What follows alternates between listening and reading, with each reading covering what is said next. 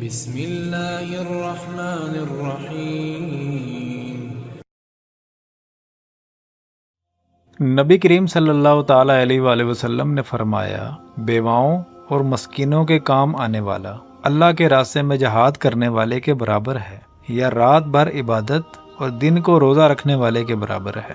حضرت ابو ہریرہ رضی اللہ عنہ سے روایت ہے کہ ایک اعرابی رسول اللہ صلی اللہ تعالیٰ علیہ وآلہ وسلم کے پاس آیا اور کہا، اے اللہ کے رسول، مجھے ایسا عمل بتائیے کہ جب میں اس پر عمل کروں تو جنت میں داخل ہو جاؤں۔